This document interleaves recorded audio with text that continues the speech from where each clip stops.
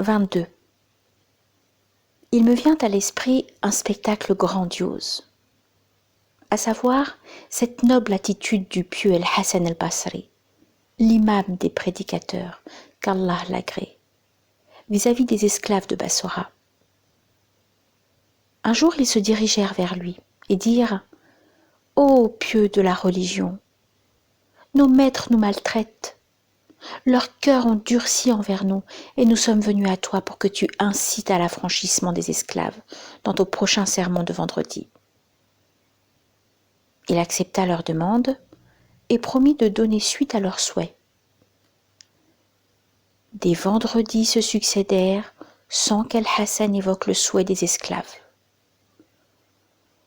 Un vendredi, il monta sur la chaire et donna un sermon sur l'affranchissement des esclaves.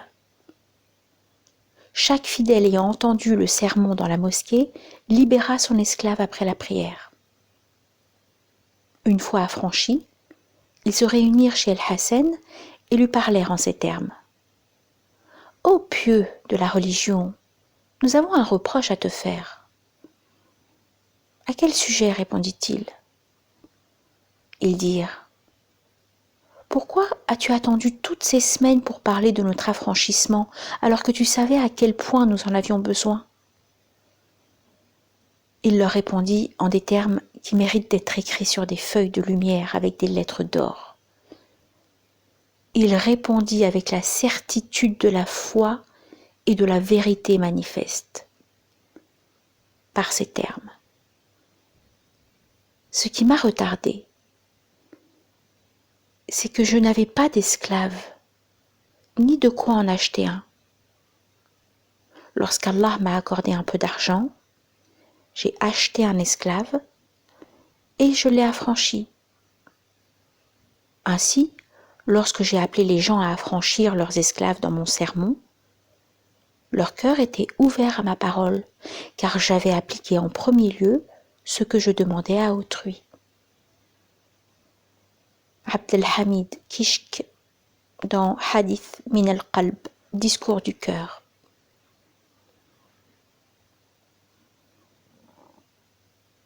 « 23. Par ta gloire, mon renvoi de ta part et l'abandon de mon secours ne font que m'inciter à persister avec constance dans l'imploration et à trop insister, car il ne m'est pas du tout permis de désespérer de toi.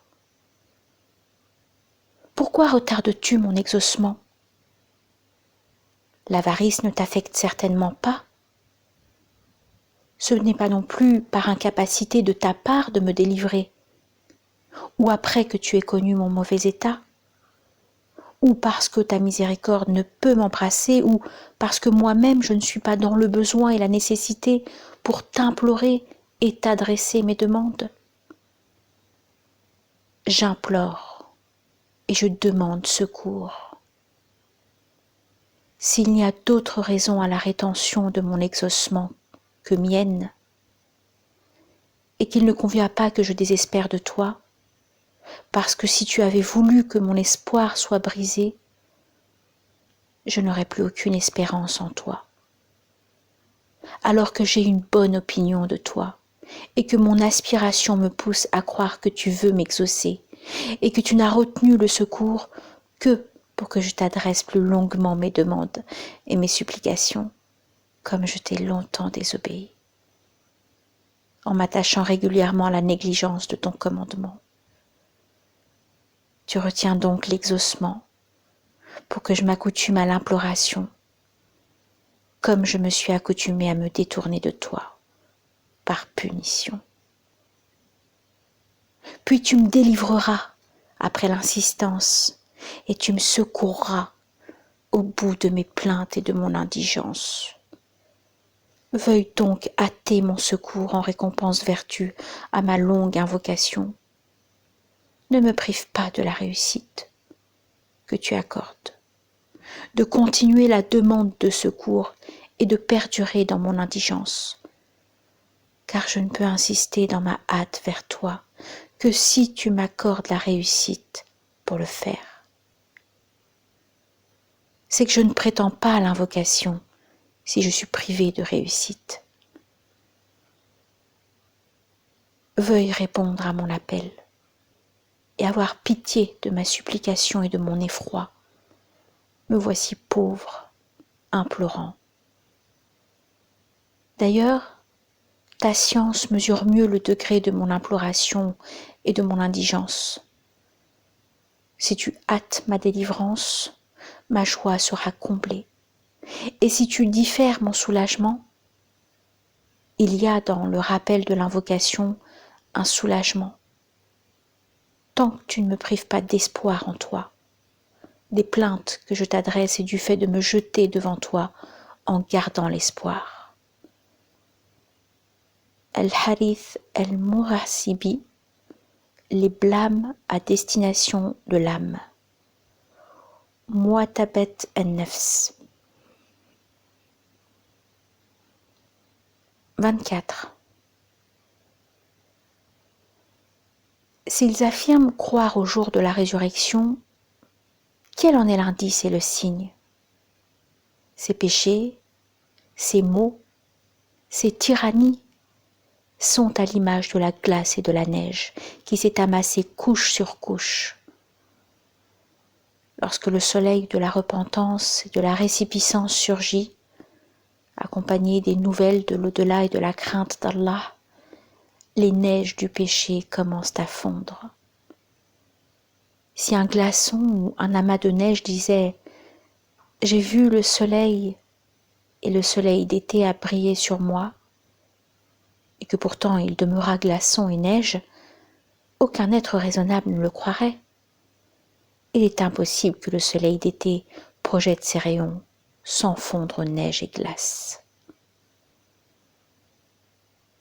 Jalal ad-Din Rumi, le livre du dedans, Fihi ma fihi.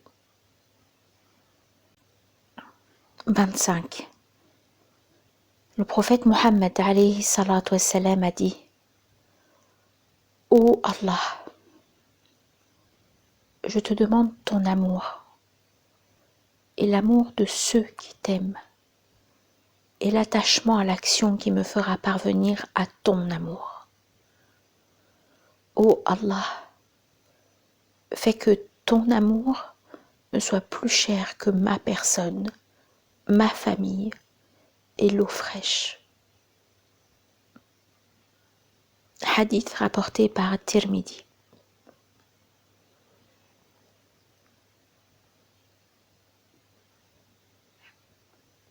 « 26. La seule science utile est celle que la personne a apprise et enseignée exclusivement pour l'amour d'Allah le Très-Haut. Mais non celle apprise pour les disputes et controverses, ni pour la gloire, le prestige ou autre vanité. Non plus celle apprise pour des objectifs purement mondains, tels l'amour de l'autorité et l'accession à de hautes charges, ni celle apprise ayant pour but d'attirer les cœurs vers soi dans l'amour de ce bas monde. Amadou Bamba.